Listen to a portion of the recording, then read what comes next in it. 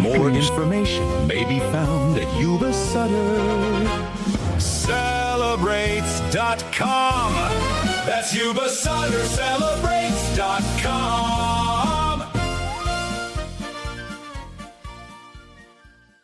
This community interview is made possible by Shaw and Associates. I'm Dave Shaw, President and CEO of Shaw & Associates. For over 70 years, Shaw & Associates has been your trusted experts for wealth management, tax, accounting, and payroll. We change lives and inspire true wealth, one person, one family, one business at a time. Shaw & Associates is a wealth management investment firm that specializes in taxes, serving as a fiduciary, putting your interests first. You can find more information or schedule an appointment by calling 530-674-1150 or on the web at shawassociatesinc.com. Shaw & Associates is proud to support community radio. And we're grateful for the support. If you'd like to support community radio, go to 93qradio.com and hit that donate button like you were winning on a machine at the Hard Rock. So, one of my favorite people, because of who she is, but also because of what she knows. Well, I'm just peachy this morning. I bet you can't guess what we're going to talk about this morning. Well, you already let the cat out of the bag with me for a little bit. And so we always have these great little conversations because when I talk to you, I find out that's where we were, yes, which helps explain that's where we are. Right. I love it. So, history, awesome, isn't it? All right. So my favorite album, by the way, the Allman Brothers, Eat a Peach. Just saying. There you go. All right. Let's talk about peaches. Well, we're having a peach festival pretty soon. And so downtown Marysville's going to come alive and there's going to be peach everything. And we're actually going to have a presence there this year. So I'm sure most of your listening audience don't know that in 1846, pioneers were coming through up Smartsville, Timbuktu, Sicard Flat, and they were giving the children along the way peaches that they'd brought from the East Coast. Well, guess what the children did with those pits?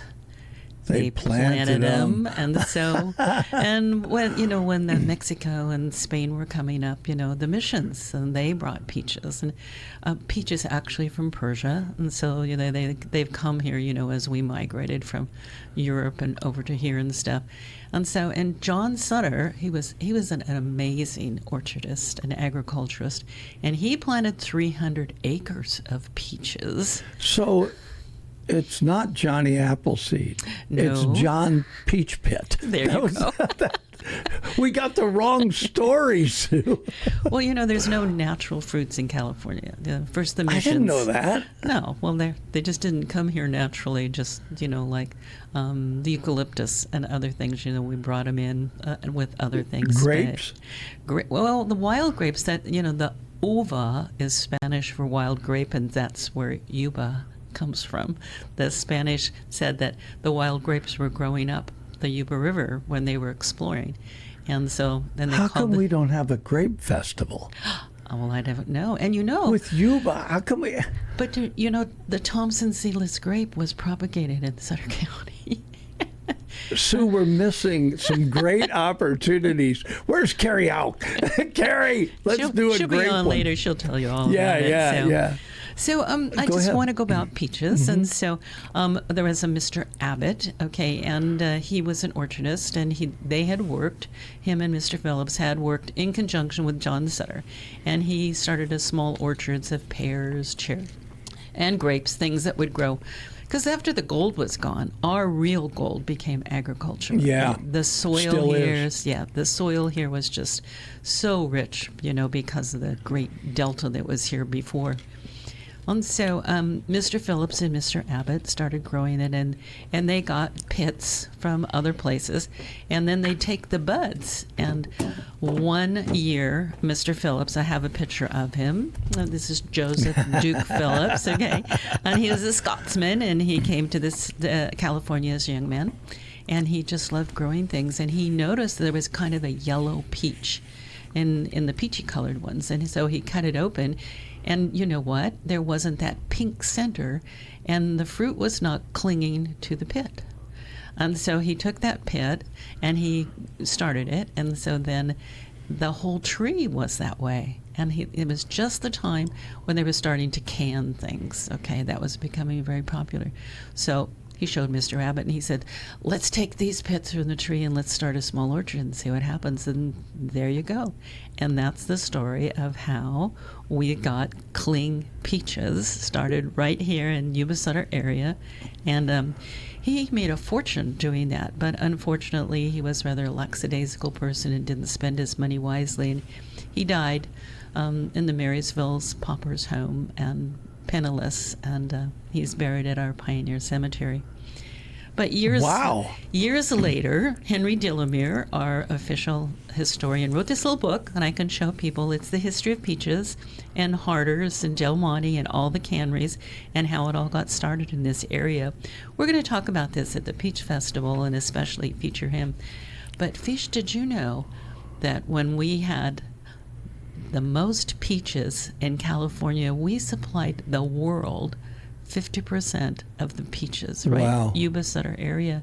And that's why we started having not the Peach Festival, but we were called the Peach Bowl of the world. Well, I always wondered, there's a Little League park, and there's Peach Bowl Little League. Yeah. And I wondered where the term Peach Bowl came from, so now I know. I knew there has to be something. You don't just name something, Peach Bowl, right? No. I mean, we think Georgia peaches, right? So we think, right, that connection. But Peach Bowl never made sense to me.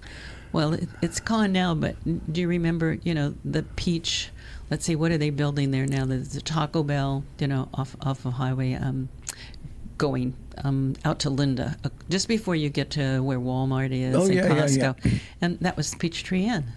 And, we had a lot of things after, and that's because we were considered, for about 20 years, we were the Peach Bowl of the world. Well, there used to be a Peachtree restaurant. Yeah, right there. Is it still there? No. Okay, so I found out about that because, I want to say it's Chuck Smith, I might be wrong. They invited me to speak about community radio, and it was I think it was like, I'm going to get it wrong and then I'm going to get in trouble. One of the Rotary, morning group. I think. Yeah, Chuck's it was very Rotary. involved in the Rotary. Okay, I'm sure then it was. that was it. And so I think it was him. Anyway, they had me come speak for that. And I thought, this is a nice little restaurant. I always wondered, is that still there? But apparently not. It's gone now. But the first owner of that restaurant, we're getting off track here a little bit. Got that. He was a miniature train enthusiast, and the train used to go around the building. There used to be a whole track. Come on, that's cool. And so when I was younger, my dad would have a coffee and I'd have a donut and whatever, and we'd just sit there and watch the train go around. And so that was the Peachtree Restaurant. I always thought that was clever. I've seen videos of that. That they'll take a place and have a train. I mean, it's a kid catcher.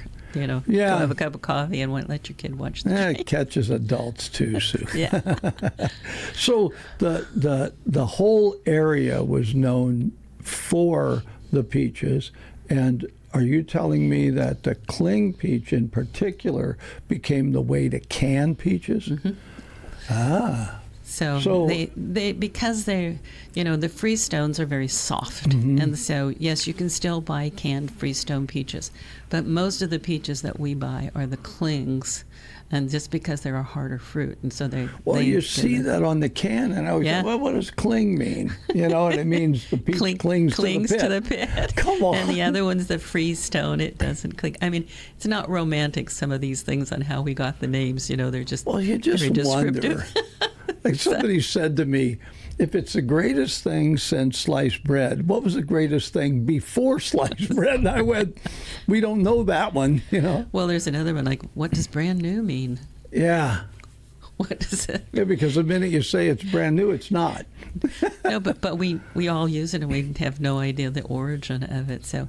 But after the Peach Festival, or the Peach Bowl of the world, and we used to, we had and then we were known for our prunes, and we became the Prune Festival was huge and was held at the fairgrounds, and so we had Mr. and Mrs. Prune, and so we had all that. So and then they changed that to the Dried Plum Festival. Yes, and I thought, it was a marketing thing, and I thought, I don't think that's going to fly.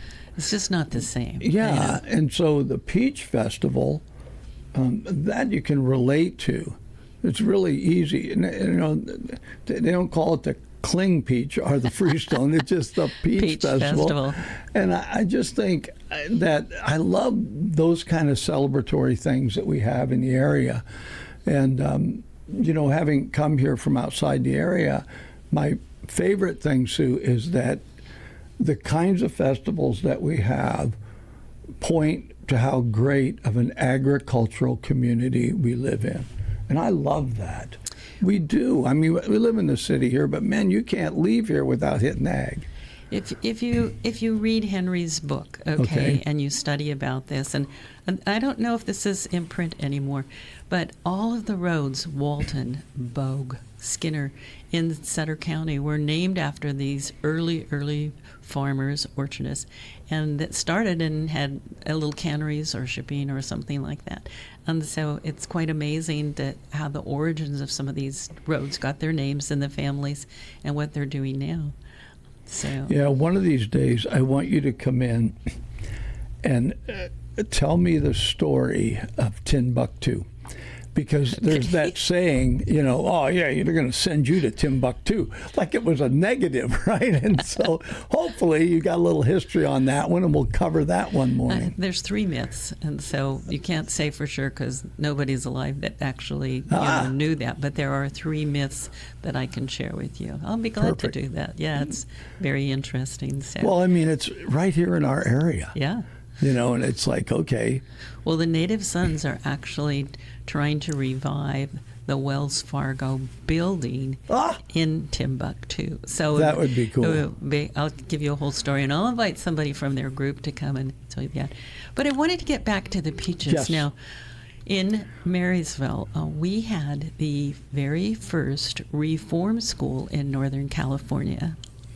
And it was, they had their own orchard, okay? The kids, the youth that went there, mostly boys, there were a couple girls, they were sent there and then on to other places when they got older. But they had their own orchard. They grew their own food and everything. And one of the things they did have, they had a peach orchard. Huh. And do you know which peach orchard is there today? This is a test for you. Sedaro's is in that exact location, and they will be at the Peach Festival. Okay, so you can share their story. Sedaro's are Italian, and a lot of Italian boys ended up in reform school. So I don't know. There could be a connection there. There just might be. When they closed the school, they sent them all down to the Oakland area. Yeah. But we found the records and a description of the building. It was a 3-story building. Wow. And they had their own water pipes on the top so that they could, have indoor plumbing and stuff. And Stuart Gilchrist, our city councilman, took the information and did a rendering of what the building looked like. The governor came for the opening. Charles DeLong, the first ambassador to Japan, he was there. Wow. And so we found a whole bunch of information about that. So the first reform school in Northern California. Well, that means that the Sedaro orchards are probably one of the older orchards in our area. I don't know exactly what happened. Nobody kind of wrote, what they did with the orchards when they sold the land and split it up. But that land originally was owned by Charles Covillaut. Wow. And Jose Ramirez, okay, one of our city fathers, we had Covillaut, Ramirez, Sicard, and Sampson.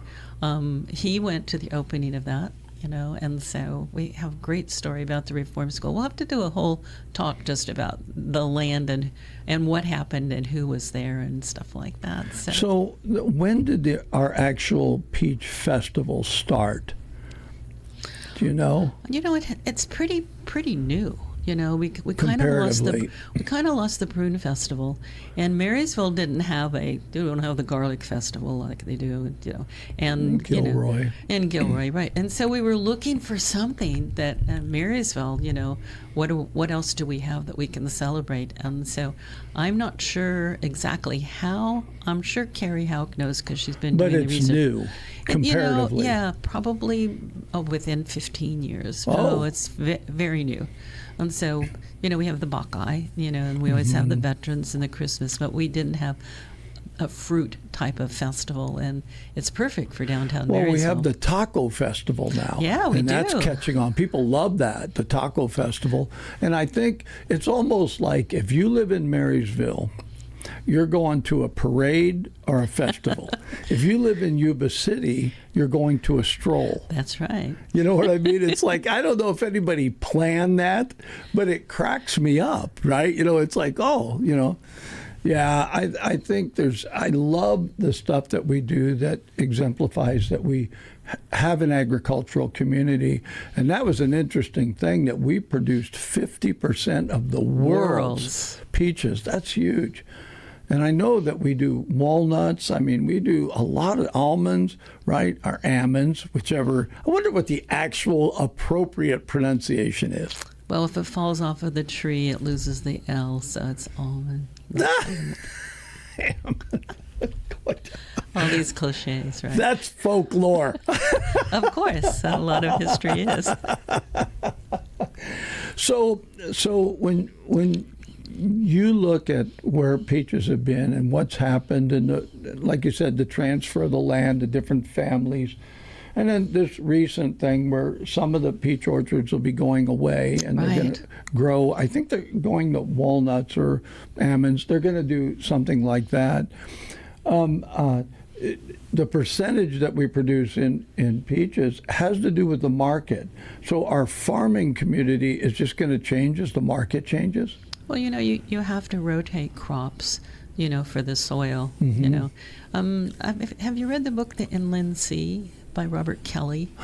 Well, California, originally San Francisco Bay was blocked, and we were in inland sea. Okay, the whole thing was, you know, the dinosaurs were. Yeah. So when San Francisco Bay, it burst out and the valley drained, we just had all of this rich soil and stuff, you know, and so we still have most of that, but also we have to take care of it. You know, you have to. The crops need to be rotated. And my family did a lot of rice in Sutter County. That's 5 generations ago, you know, in the 1800s. So they have to do crop rotation too. So possibly all the peaches being pulled, you know, possibly other orchards going in or other crops, you know. But you have to stay alive. You know, if you're a farmer or you have orchards, you have to produce a crop that there's going to be a market for. So hopefully taking these peach trees out is going to be profitable for everybody, especially the people that have been doing it for generations, you know, pulling out their trees. Got to be heartbroken, like the cherry orchard, the old Russian story, you know, the aristocracy falling down because for the peasants, they had to give them a place to live, so they pulled out all the cherry trees. Yeah, I'm really glad that George Washington did not chop that cherry tree down. Well, there's another folklore for you. I know. That's a good story, as a kid, I grew up with some stuff that later on, as I got older, I was like, what does it got to do with anything? Right? Well, it's supposed to be honesty, right? So it's a great story. Right. But it's like, okay, what story and what actually happened, you know?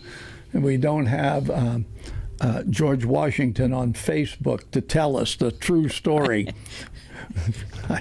Well, since, you know, George Washington was kind of orphaned as a little boy, so it's very improbable that he did that because his father was probably already passed by the time he was that age. So. Wow. You know a lot about history, Sue. No, I just know a lot of worthless trivia, my husband says. He calls it historical and hysterical instead. All right, I want to cover the new museum that you have just across the way. Yes. And so during the Peach Festival, you guys are going to be open. I mean, you're open other times as well. Right. And you guys have got probably way more artifacts than you can fit in that. They seem to be coming in, yes. But that's available to the public, and it's right here on 4th Street. And we're going to have a booth on D Street. Okay.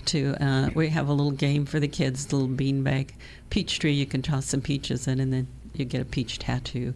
And then we're going to talk about Phillips and Henry's book, and then talk about what the museum's doing. And one of the things that we really like to do, and you're moving this way, is we would like to capture some of our older generations their stories, their history, and archive that, because we're losing them. People are getting older and their stories. We just interviewed a lady that's 101 years old and lived at the Colgate power plant. And so, we'd like to do Mr. Bortson because he works on the BVID board, okay? But he was there when Sycamore Ranch became a park and when Hammond Grove, and so these stories that we don't know about. And then there were 2 Indian villages where Hammond Grove is. There's 22 grinding rocks there. And people don't know that. And then when they're gone, their stories are gone.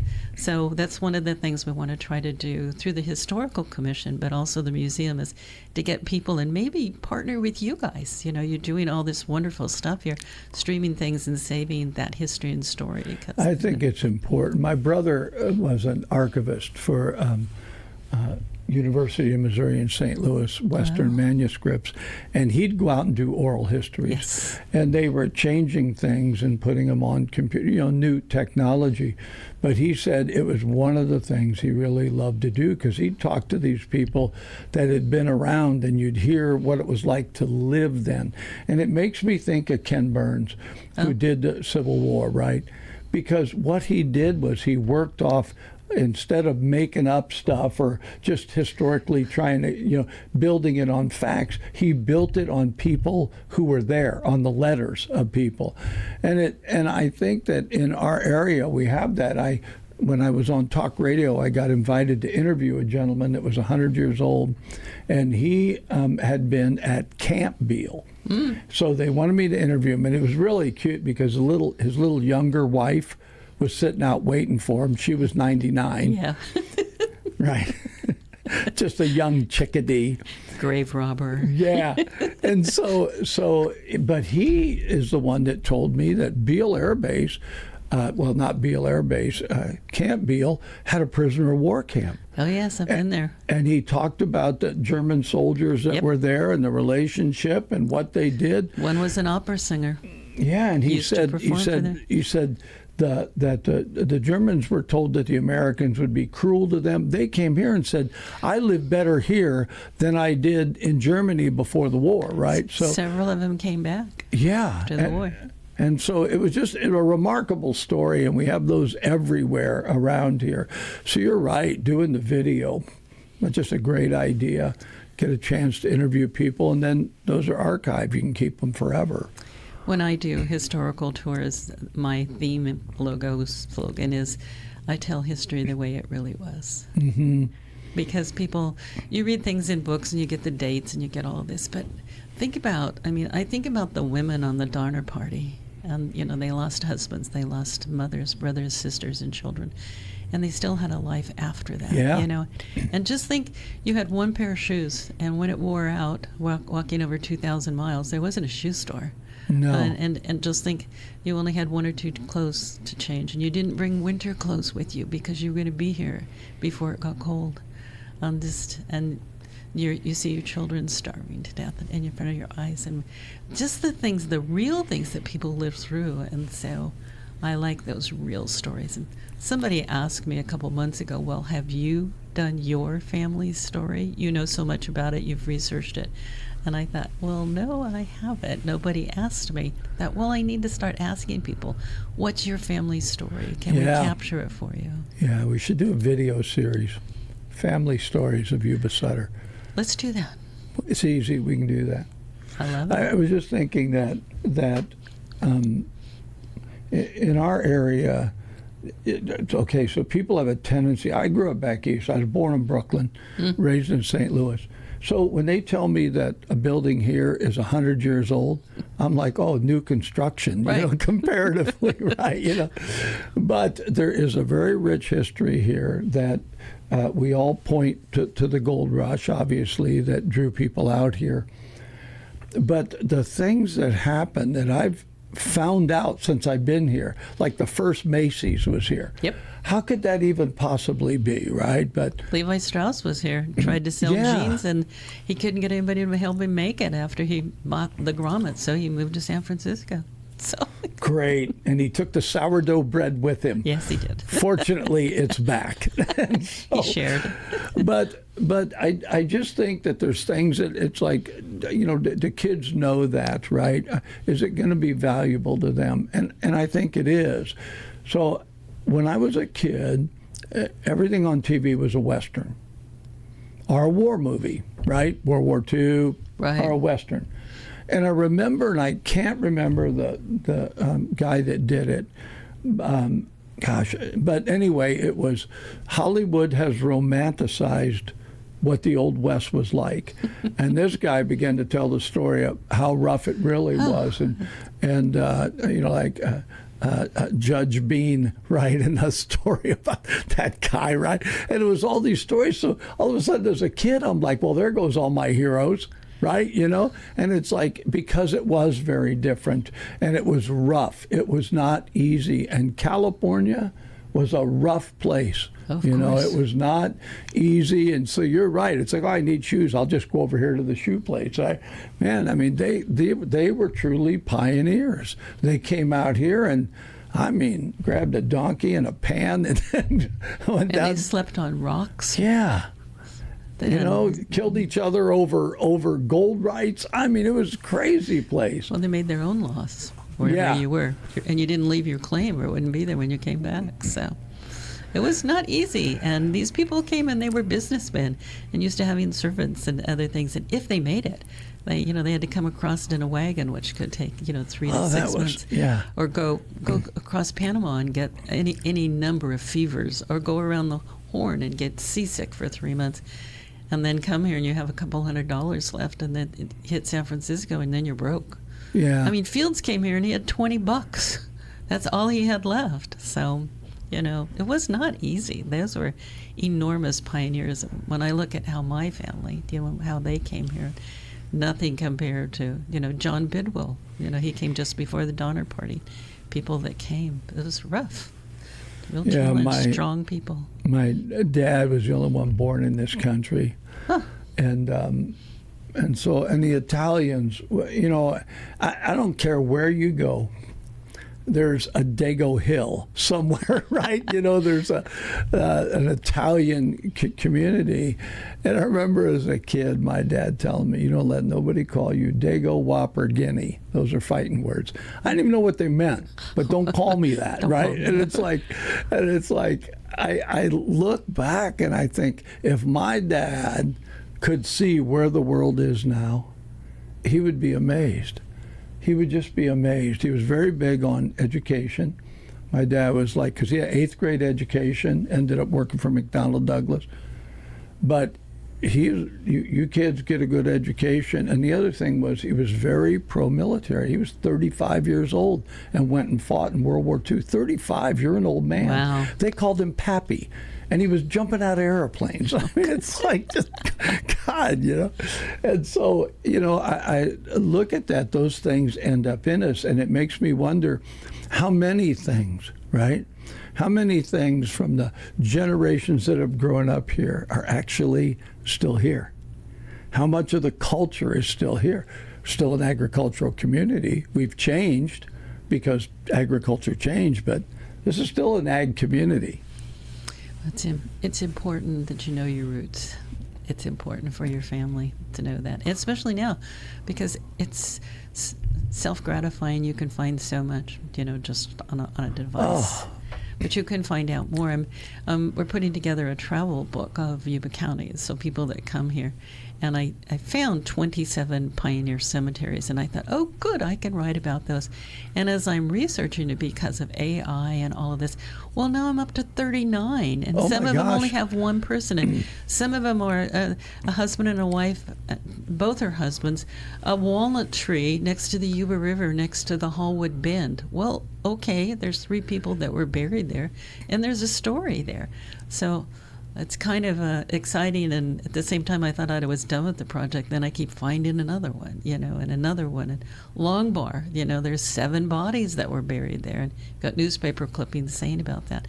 So we're going to do a master list of everything I can find to date about, thanks to AI, people have entered this stuff. So, But anybody looking for those people will now know that they were buried, at least at this place, rather than, the Pioneer Cemetery in Marysville didn't have levees. And so a lot of the miners, people just buried them and were gone. They didn't know how to notify the family. And so we'll never know them because they're underneath the levee, the railroad track and stuff.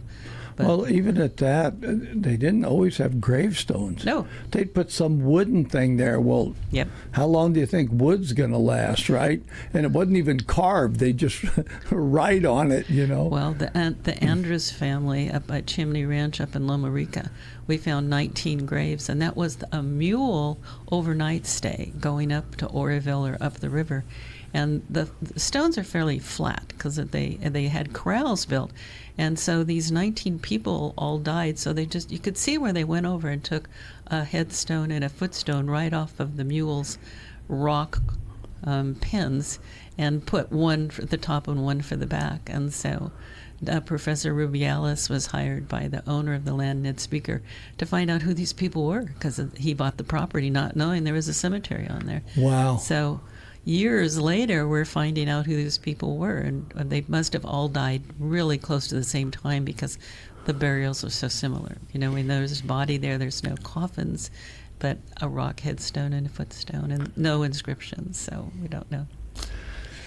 Well, Peaches. Sue, we Peaches. ran long. Oh, sorry. We always have so much to share. It's not your fault. It's just we're chatting, right? It's like, I hope people enjoy, Fish and Sue just chatting. We're having a great time. All right, Peach Festival coming up. One more time, I want to mention the new museum on 4th Street, right across the street from the Hart Building and Sierra Central, just down a little. And that you guys will be at the Peach Festival with a booth on D Street. So come by and say hi to Sue and whoever else is down there. And we're making souvenir fans in case you get hot. Stop by and we'll give you one for $1 donation or something. Wow, so that's a good idea. Come and keep cool. All right, thanks so much, Sue. This community interview is made possible by Shaw and Associates. I'm Dave Shaw, President and CEO of Shaw and Associates. For over 70 years, Shaw